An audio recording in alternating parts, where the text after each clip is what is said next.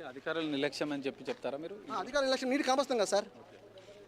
Morning వచ్చారు, 5 minutes time ఇచ్చేసి మొత్తం అంతా కూలపడేస్తున్నారు. లిస్ట్ చెప్తా చూడండి.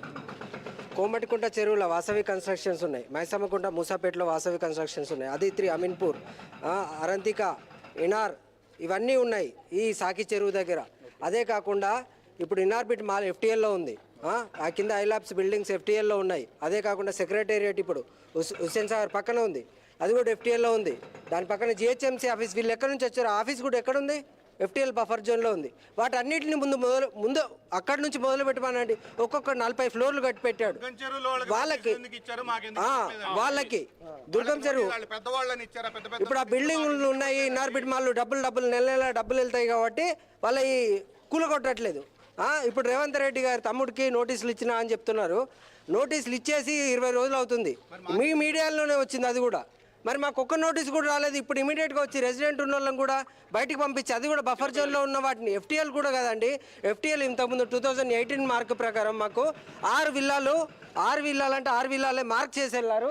అవి కూడా బిల్డర్ చూడండి, మేము బిల్డర్తో చెప్పాము అవి కన్స్ట్రక్షన్ చేయొద్దు, ఎవరికి అమ్మద్దని చెప్తే బిల్డర్ కూడా కన్స్ట్రక్షన్ చేయలే, అమ్మ చెప్పలే. ఇప్పుడు 2021 ప్రకారం మళ్ళీ వాటర్ లెవెల్ పెరిగిందని చెప్పేసి మాది వచ్చేసి కూల్ చేస్తున్నారు. ఇప్పుడు ఇంతకుముందు ఉన్న 6 విల్లాలు ఇక్కడికి వచ్చినాయి, ఇప్పుడు 34 విల్లాలు వచ్చేసి ఎఫ్టీఎల్ కింద అని చెప్తున్నారు. అంటే రాను గవర్నమెంట్ చేంజ్ అయిన కొద్ది బఫర్ జోన్ కానీ ఎఫ్టీఎల్ కానీ చేంజ్ అవుతుందా?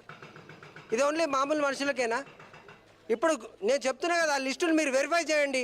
ఇప్పుడు వాసవి కన్స్ట్రక్షన్స్ ఏదైతే కన్స్ట్రక్షన్ చేస్తున్నారో అది వచ్చేసి వాళ్ళు చెరువునే మార్కింగ్ చేశారని చెప్పేసి ఆరోపణలు వస్తున్నాయి.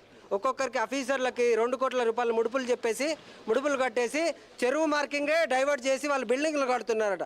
అట్లాంటి వాళ్ళని వదిలేస్తారు తప్ప మా చిన్న విల్లాలు 100 గజాలు 150 గజాలు ఎంతో మా జీవితం మొత్తం పోతుంది మళ్ళీ లోన్లు కట్టడానికి.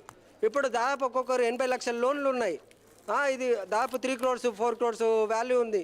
ఒక్కొక్కటి 6 crores వాల్యూ వర్త్ పెట్టేసి లోపల కన్స్ట్రక్షన్ చేసుకున్నారు, ఇంటీరియర్స్ చేసుకున్నారు. అప్పటి నుంచి ఒక్క నోటీస్ కూడా ఇవ్వాలి. మీరు నోటీస్ ఇవ్వండి. ఇది ఇప్పుడు ఆ ప్రాజెక్ట్ స్టార్ట్ అయింది, 2016లో స్టార్ట్ అయింది ప్రాజెక్ట్. ఇప్పటికి ఎన్ని సంవత్సరాలు అంటే 8 సంవత్సరాలు అవుతుంది. 8 సంవత్సరాల నుంచి ఒక్కళ్ళు వచ్చి నోటీస్ ఇవ్వాలా? వితౌట్ నోటీస్ డెమాలిషన్ చేస్తున్నారు.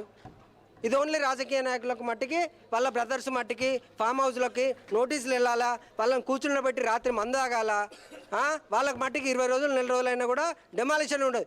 నీకు రేవంత్ రెడ్డి నీకు చెప్తున్నా, నీకు గనక సత్తా ఉంటే మొగోని అయితే అట్లనే చెప్తున్నా కదా, పోయి మొత్తం వాసవి కన్స్ట్రక్షన్ ఏదైతే 39-40 విల్లాలు ఉన్నాయో, 40 ఫ్లాట్లు టవర్లు కట్టారో, ఇనార్బిట్ మాల్ కట్టారో, ఈ గండిపేట చెరువులు ఏవైతే ఉన్నాయో అవన్నీ కూలగొట్టు. నువ్వు సామాన్యుల మీద పడుతున్నావు. మొన్న అమీన్పూర్లో 1000 ఇండ్లు కూలగొట్టావు. నువ్వు 1000 ఇండ్లు కూలగొట్టావు రాత్రి 2ంటికి పవర్ కట్ చేసి.